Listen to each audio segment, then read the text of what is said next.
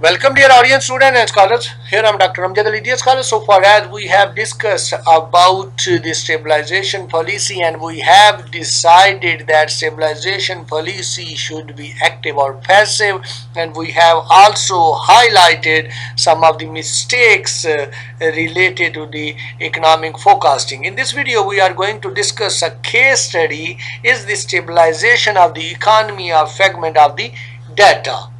Okay, let's discuss stabilization.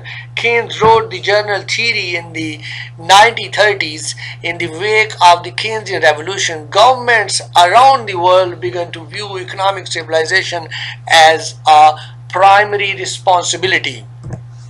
Some economists believe that the development of Keynesian theory has had a profound influence on the behavior of the economy. Comparing data from before World War I and after World War II, they find that real GDP and unemployment have become much more stable. This, some Keynesians claim, is the best argument for active stabilization policy. It has worked. Here we have further explanation about this stabilization in a series of provocative and influential papers. Economist Christina Romer has challenged this assessment of the historical record. She argues that the measured reduction in volatility reflects not an improvement in economic policy and performance, but rather an improvement in the economic data. The older data are much less accurate than the newer data. Romer claims that higher volatility of unemployment or real GDP reported for the period before World War I is largely a fragment of the data. Okay, while explaining the stabilization further, Romer uses various techniques to make her case. One is to construct more accurate data for the earlier period. This task is difficult because data sources are not readily available.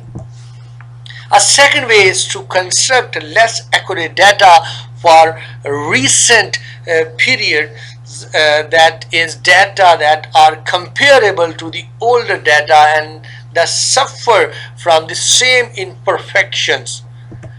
Okay, after constructing new bad data, Romer finds that recent period appears almost as volatile as the early period, suggesting that the volatility of the early period may be largely an artifact of how the data were assembled.